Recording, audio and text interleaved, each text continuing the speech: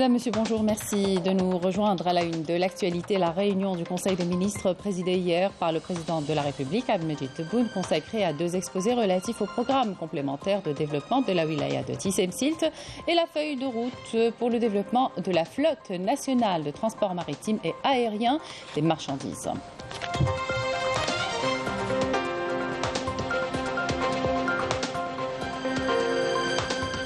Considéré comme le cœur palpitant de l'activité commerciale en Algérie, le transport maritime et aérien de marchandises algérien est appelé aujourd'hui à se moderniser encore plus pour développer ce secteur. Le Conseil des ministres a mis en place une feuille de route à découvrir dans ce journal. Au Maroc, la lutte pour faire échouer la normalisation avec l'entité sioniste se poursuit. Des membres d'associations et d'organisations marocaines se sont réunis la veille de la journée internationale de solidarité avec le peuple palestinien pour renouveler leur rejet. Situé dans la commune Borj el-Emir Abdelkader à Tissemsilt, le fort de Taza est l'un des symboles et monuments retraçant l'époque de la résistance de l'émir Abdelkader contre le colonialisme. Édifié en 1838, c'est ici que s'est tenu le premier conseil de la Choura. Bienvenue à tous. Le président de la République, chef suprême des forces armées, ministre de la Défense nationale, Abdelmejid Tebboune, a présidé hier une réunion du Conseil des ministres consacrée à deux exposés relatifs au programme complémentaire de développement de la wilaya de Tissemsilt et à la feuille de route pour le développement de la flotte nationale de transport maritime et aérien des marchandises. Le programme complémentaire de développement de la wilaya de Tissemsilt était au cœur de la réunion du Conseil des ministres, présidée hier par le président de la République, chef suprême des forces armées, ministre de la Défense nationale, lequel a enjoint au gouvernement de tenir sa réunion mercredi prochain dans la wilaya de Tissemsilt et d'entamer au plus vite sa mise en œuvre, à travers notamment l'accélération de l'achèvement des travaux de la ligne de chemin de fer reliant Tissemsilt à Bourzoul et le lancement des travaux d'aménagement des routes reliant la wilaya de Tissemsilt aux autres wilayas. Mais aussi à travers l'approbation du projet de dédoublement de la route nationale 14 reliant Tissemsilt à Khmis Miliana dans la wilaya de Indefla sur une distance de 84 km et le réaménagement de cette route. Le président de la République a par ailleurs insisté sur la nécessité d'appuyer le programme de l'habitat rural dans la wilaya en adéquation avec sa vocation agricole et touristique, tout en affectant en coordination avec les services des forêts, des assiettes foncières, ce qui permettra aux familles de renouer avec les métiers d'artisanat connus dans la région. Autre dossier à l'ordre du jour du Conseil des ministres, la feuille de route pour le développement de la flotte nationale de transport maritime et aérien de marchandises. À ce propos, le président de la République exige une enquête immédiate pour demander des comptes aux responsables de la détérioration de ce secteur stratégique à tous les niveaux et responsabilités et veut qu'une nouvelle stratégie de gestion du transport maritime des marchandises soit soumise dans un mois. Il a été question également de faire fusionner les sociétés Knan Med et Knan Nord, spécialisées dans le transport maritime, en une seule société et d'ouvrir la voie aux expertises algériennes en vue de créer des entreprises spécialisées dans la réparation des navires. Concernant le transport aérien, le président de la République a ordonné de revoir le mode de gestion d'Air Algérie conformément à un plan moderne aux normes internationales, de dynamiser la navigation aérienne à travers les différents aéroports du pays, de préparer le parachèvement dans les plus brefs délais de l'opération d'acquisition des avions dans le cadre du renouvellement de la flotte aérienne algérienne, le prochain Conseil des ministres devant trancher le dossier, et de reprendre la moyenne des vols assurés par Air Algérie avant la pandémie du Covid, tout en intensifiant les vols de la Omra et les vols à caractère touristique entre Paris et Djanet. À l'issue de la réunion, les orientations du président de la République ont porté sur la nécessité de poursuivre la réforme du secteur des collectivités locales et de l'adapter aux grandes mutations que connaît le pays et de préparer des propositions viables et modernes concernant les codes de la commune et de la wilaya. La wilaya de Tissemsilt, et malgré sa situation géographique imposante reliant 7 wilayas du pays, souffre d'un déficit en développement.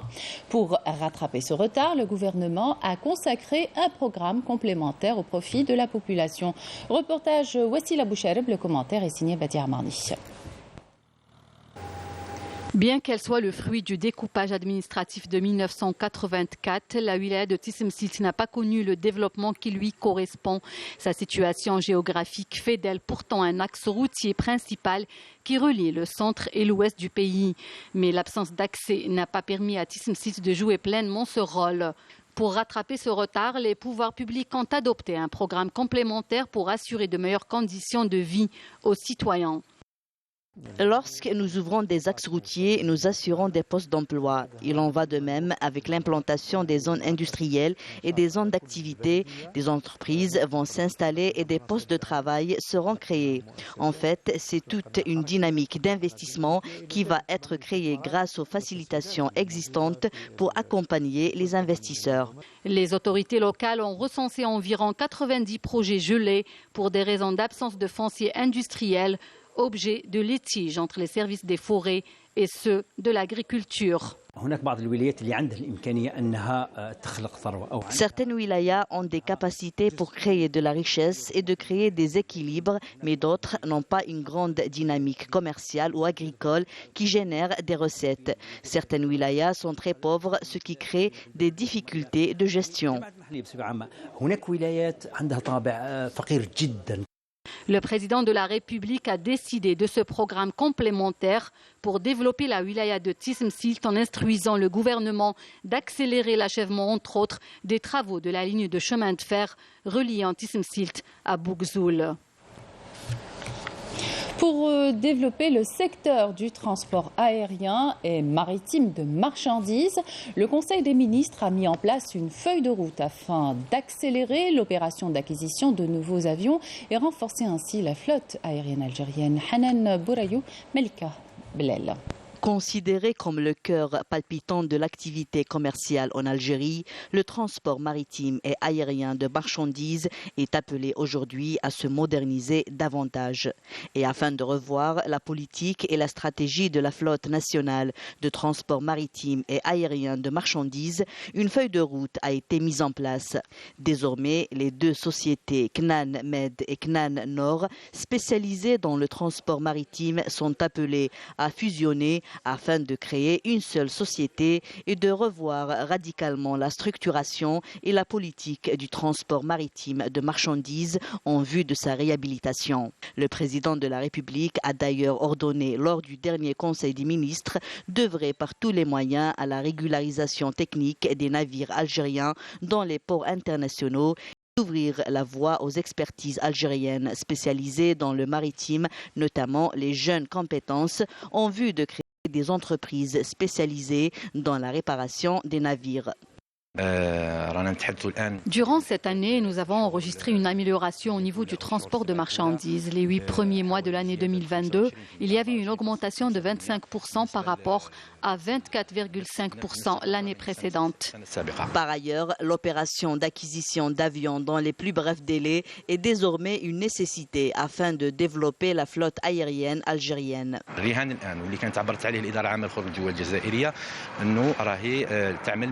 Un programme de réforme est mis en place par l'administration générale de la compagnie aérienne nationale Air Algérie portant acquisition de nouveaux avions. Quelques anciens appareils destinés auparavant pour le transport de civils seront utilisés après l'acquisition de nouveaux avions pour le transport de marchandises. L'opération d'exportation va ainsi toucher d'autres marchés internationaux, notamment ceux de l'Asie, les pays du Golfe et les marchés américains. Interrompu depuis mars 2020 en raison de la pandémie du Covid-19, le transport maritime et aérien reprend de plus belle, tout comme le transport des voyageurs, dont les vols seront intensifiés, notamment ceux de la Umrah et les vols à caractère touristique entre Paris et Djanet. L'Algérie table cette année sur 7 milliards de dollars d'exportation hors hydrocarbures. Pour les atteindre, les autorités misent sur la valorisation du produit local, mais aussi la logistique. L'optimisation des infrastructures portuaires en est un des aspects où de grands travaux ont été opérés. Même chose pour le transport routier, comme vous allez le voir dans ce reportage de Samia Barouja. Les produits Made in Algeria au-delà des frontières. Une priorité dans la stratégie gouvernementale pour assurer des débouchés commerciaux et pour la diversification des revenus hors hydrocarbures. Plusieurs entreprises portuaires ont été dotées de nouvelles installations aux standards internationaux, ainsi que des facilitations qui ont été entreprises pour encourager les opérateurs économiques à exporter leurs marchandises. C'est un terminal qui peut offrir des cadences de traitement qui arrivent jusqu'à entre 25 et jusqu'à 30 conteneurs de l'heure. Nous avons également mis en place un système de booking qui s'appelle un système de fenêtre d'accostage qui permet aux navires porte-conteneurs de réserver un espace, un poste à quai qui leur permettent en fait de ne pas attendre en rade. Donc on a éliminé toutes les attentes en rade des navires porte-conteneurs. C'est chaque année on a une augmentation du trafic par rapport du volume par rapport à l'export. Donc ça, c'est les orientations par les pouvoirs publics. Donc ils mettent le paquet pour ça. Donc, et du coup, on suit avec toute la logistique correspondante. C'est-à-dire on assure aux clients tout ce qui est engin, tout ce qui est rapidité de l'exécution, fluidité de la marchandise. Donc pour booster un petit peu le domaine. Les opérateurs économiques insistent aujourd'hui sur l'importance de la chaîne logistique dans l'acheminement des marchandises. Beaucoup d'efforts ont été consentis dans ce sens. On peut pénétrer les marchés internationaux et essayons de voir des partenariats, essayons de voir des consortiums d'acteurs économiques. Cette année, on a ramené une nouvelle notion, c'est la location. Donc on a constaté que les opérateurs algériens, notamment les transporteurs et les usines, ils ont des pics de logistique. Ce qu'on appelle un pic de logistique, c'est qu'ils auront besoin de 400, 500, 1000, 3000 palettes juste pour 2 mois. Donc cette année, on a ramené cette notion de service, donc juste pour louer la période. Par voie maritime, terrestre ou aérienne, plusieurs entreprises assurent déjà depuis des années l'acheminement de la marchandise vers plusieurs pays africains, arabes et même asiatiques. Surtout avec la réduction des frais du transport de l'ordre de 50% pour les opérateurs qui réservent leurs produits à l'exportation. On a une filiale qu'on assure avec eux le transport routier. Un peu partout dans l'Afrique, le Maghreb arabe et tout. On assure le transport maritime. Comme on est les représentants de 2 armateurs Taros, initialement l'Italie, on fait le bassin méditerranéen, tout le bassin, on assure tout le bassin méditerranéen. On fait aussi la partie de l'Asie et Middle East aussi par notre armateur Cosco. Là en ce moment, vu la politique et l'encouragement du gouvernement vers les exportations et cela surtout vers l'Afrique, vers le sud, notre groupe s'oriente et accompagne les exportateurs algériens dans ce sens. Développer les moyens de transport terrestre et maritime, notamment à travers les réseaux de transport ferroviaire. Assurer aussi une plateforme logistique, des atouts qui pourront contribuer à la promotion et à la diversification des exportations. Arrivée aujourd'hui à Alger de la chef du gouvernement tunisienne, Nedjla Bouden, elle a été reçue à son arrivée à l'aéroport international d'Alger par le Premier ministre Ayman Ben Abdelrahman.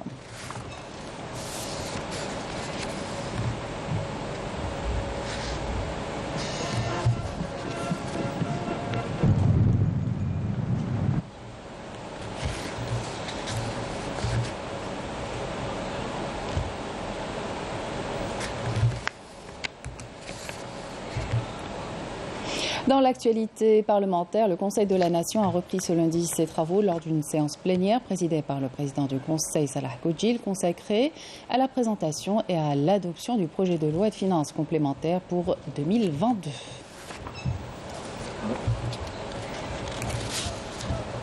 Le ministre de l'Intérieur, des collectivités locales et de l'aménagement du territoire, Brahim Red, a présidé ce matin l'ouverture des travaux du 5e congrès annuel du réseau Moyen-Orient et Afrique du Nord de recherche en administration publique sous le thème « Le territoire, la numérisation et le développement local » à l'École nationale d'administration à Alger, avec la participation du ministre palestinien, président du Conseil général des fonctionnaires Moussa Abou Zaïd, le président du réseau MENAPAR, ainsi que le conseiller du président de la République chargé des archives et de la mémoire nationale, Abdelmajid Chiri.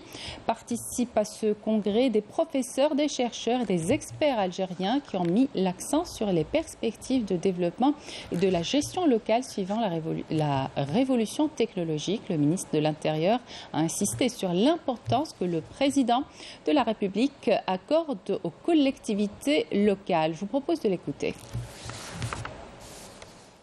إنني على يقين أن أشغال هذا اللقاء ستكون سانحة لتبادل الخبرات وتعميق الحوار والنقاش بين متخصصين من ميادين مختلفة بهدف إثراء واستخلاص العبر وتعميم تجارب كل المشاركين، وهو ما يعبر عن رغبة أكيدة لاسترجاع مكانة المدرسة في المحافل الدولية انسجاما ومواكبة للحركية الدولية التي تعرفها الجزائر التي أرسق وعدها السيد رئيس الجمهورية عبد المجيد تبون. السيدات الفضيات، السادة الأفاضل، إن المنظور الحديث للتنمية المحلية قد تجاوزت سيرورة التنمية القطاعية غير الممركزة والدعم المباشر للجماعات المحلية إلى مقاربات شاملة اندماجية تهدف إلى دعم وتطوير الطاقات المحلية وإضفاء الديناميكية بين المتدخلين في الإقليم الواحد، خصوصا وأن المناطق والأقاليم تنشئ ميكانيزمات ضبط خاصة بها للتعويض عن إخفاقات السوق في التخصيص الأمثل للموارد. En marge des travaux, le ministre de l'Intérieur, des collectivités locales et de l'aménagement du territoire, Brahim Red, s'est entretenu avec le ministre palestinien, président du Conseil général, et fonctionnaire Moussa Abouzaïd.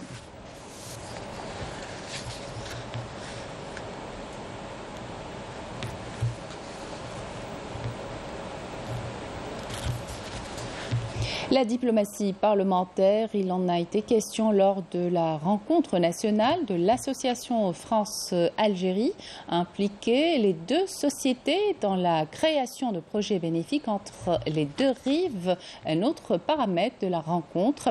Il s'agit des éléments d'un important triptyque indispensable, une nouvelle relation entre les deux pays, nous dit notre correspondante à Paris, Afaf Blouchette. Transcender les traditionnels domaines de coopération et d'échange qui ont cadré son action depuis sa création, c'est l'ambition affichée par l'association France-Algérie à l'occasion de sa rencontre nationale tenue hier. L'idée étant d'insuffler une nouvelle dynamique plus adaptée aux enjeux et aspirations citoyennes et être l'un des animateurs économiques qui faciliterait la création de projets sur les deux rives.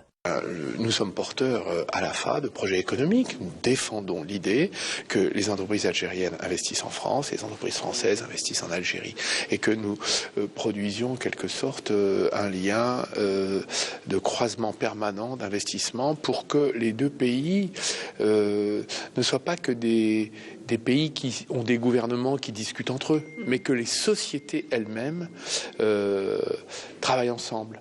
Une démarche saluée par l'ambassadeur d'Algérie en France qui a appelé à l'inscrire dans le cadre des exigences de l'Algérie nouvelle et au profit du nouvel élan que vivent les relations franco-algériennes. Et maintenant qu'il y a cette dynamique que nous connaissons à travers l'édification de l'Algérie nouvelle, j'ai expliqué à nos amis français présents, parmi eux beaucoup de binationaux, des Algériens, ce qu'était l'Algérie nouvelle et ce qui était attendu comme contribution de la part de cette association qui est la bienvenue à travailler main dans la main avec ses vis-à-vis en Algérie. Et c'est la diplomatie parlementaire qui compléterait ce triptyque aux côtés des États et sociétés civiles, malgré des agendas politiques intérieurs prolifiques en nombre de polémiques autour de l'immigration. Chaque État doit effectivement gérer à la fois la question de l'immigration, mais aussi de l'économie, de la culture, etc.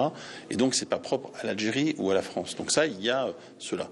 Nous, notre volonté, en tout cas, en tant que groupe d'amitié, c'est justement de ne pas être dans ce registre-là de l'immédiateté. Et donc, nous avons noué, facilité également les échanges économiques, les échanges culturels. Après, il y a ceux qui veulent faire de la question de l'immigration un rapport à l'Algérie. Je combats cette approche-là. Libre à eux, nous les combattrons le moment venu, dans l'hémicycle, bien sûr, puisqu'il y aura des lois et des projets de loi. Mais encore une fois, moi, je déconnecte effectivement la question des relations entre les deux peuples, sur lesquelles nous agissons, de tentatives des uns des autres de raccrocher des questions, dans la question de la mémoire ou des questions effectivement de l'immigration, un rapport à l'Algérie qui peut paraître parfois, pour certains en France, je dis bien pour certains, ambigu et compliqué et condamnable. En attendant, l'AFA promet de multiplier les initiatives en mobilisant les diasporas des deux côtés au service d'un programme plus à même de répondre aux attentes des nouvelles générations. Une explosion de gaz suivie d'un incendie a fait 3 blessés à Dar el Beda dans la capitale. L'explosion s'est produite dans un appartement vide situé au 2e étage d'un immeuble de 5 étages à la cité Mortar Zerhouni. Les victimes ont été transférées à l'hôpital le plus proche, affirme la protection civile. Les éléments de la protection civile ont réussi à maîtriser l'incendie, empêchant sa propagation dans les appartements à côté. Néanmoins, quelques dégâts ont été enregistrés dans 6 appartements des étages supérieurs. Le film Wenibik du réalisateur Rabah Slimani a reçu le prix de la justice sociale 2022 en Espagne suite à sa participation au festival cinématographique de Saragosse organisé du 25 au 27 novembre. Ce prix est décerné chaque année par l'Académie espagnole du cinéma aux œuvres cinématographiques engagées et soutenant les causes justes et les peuples opprimés. Le film a été produit par Mirror Prod en partenariat avec l'entreprise publique de télévision algérienne. Le Makhzen, complice de la politique d'apartheid de l'entité sioniste, il se heurte néanmoins au rejet de la population. Les manifestations régulières pour dénoncer la difficulté de la vie fustigent également la normalisation dans laquelle sont engagées les autorités marocaines. Marim Damis. La lutte est permanente pour faire échouer la normalisation avec l'entité sioniste.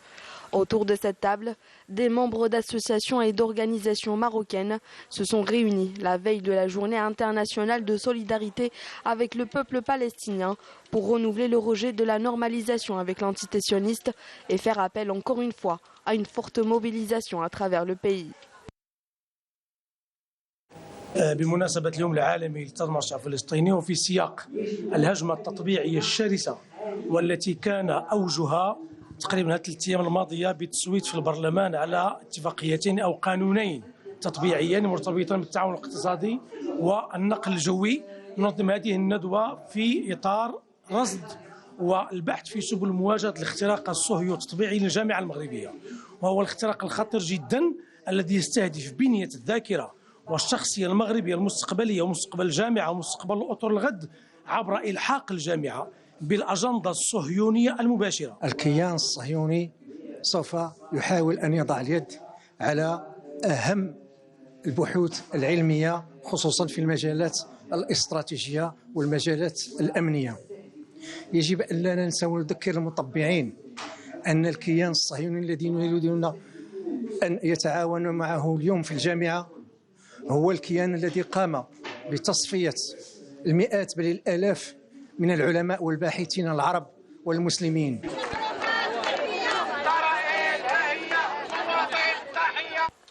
La contestation sociale est de plus en plus présente et virulente au Maroc, une situation qui perdure depuis déjà quelques années. Et le régime du Makhzen continue d'ignorer les revendications de son peuple. Après la manifestation des médecins, des avocats et des enseignants, maintenant c'est au tour des femmes de sortir pour crier haut et fort le ras-le-bol du régime du Makhzen. Elles réclament pour la énième fois le départ de tous ceux qui le représentent. المحامين كيحتجوا اليوم، لي فارماسيان كيحتجوا اليوم، العدول تيحتجوا اليوم، النقابات كتحتج. خصنا نهار 4 دجنبر نحتجوا مجموعين.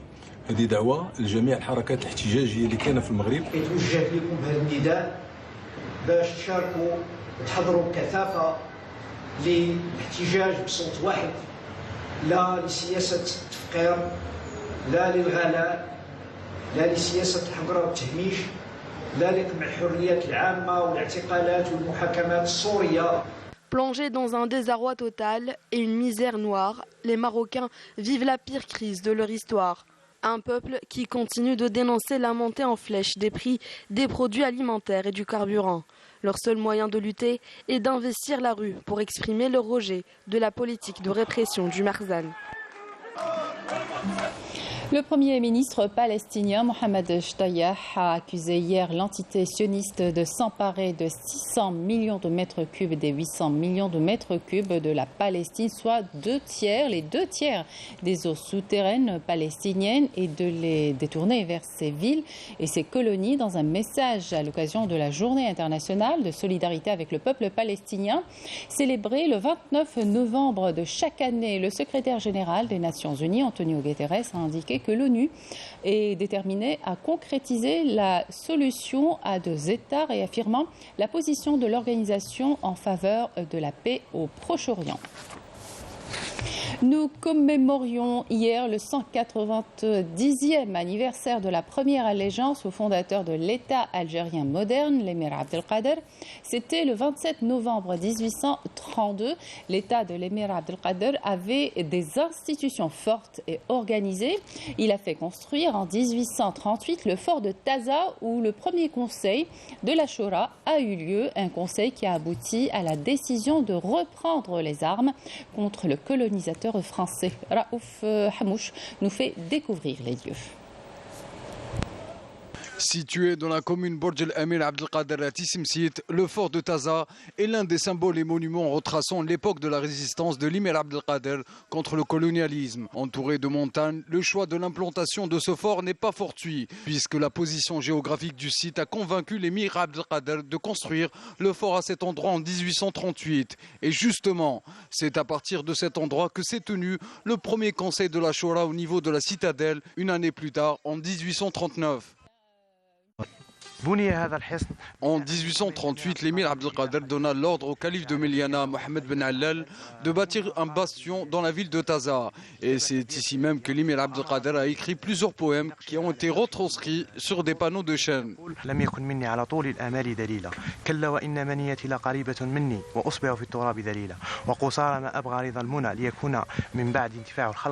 Ayant conscience de la force militaire du colonisateur à l'époque, l'émir Abdelkader décide de renforcer son arsenal de défense en érigeant un bastion ici à Taza.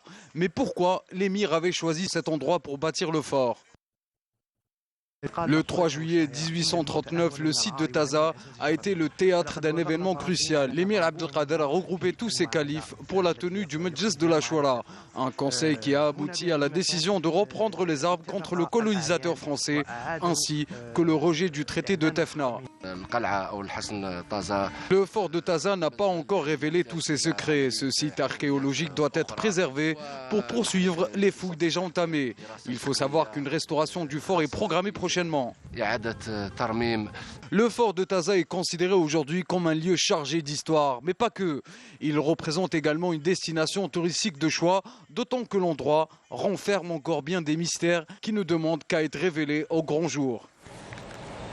Sport pour terminer, football, et pour le compte de la Coupe du Monde Qatar 2022, l'Allemagne a maintenu ses chances de qualification pour les huitièmes de finale du Mondial 2022 en arrachant hier le match nul contre l'Espagne lors de la deuxième journée du groupe E. Pour aujourd'hui, 4 matchs au programme. En ce moment se joue le match entre le Cameroun et la Serbie et le score est de 3-1 en faveur des Serbes dans le groupe H au Education City Stadium à 14h. Le match Corée du Sud-Ghana au stade de 974. La rencontre entre le Brésil et la Suisse à 17h. Enfin, au Lusail Stadium à 20h, le Portugal qui affrontera l'Uruguay. Voilà, c'était la dernière information de cette édition. Merci de votre attention. Excellente suite de programme sur Canal Algérie.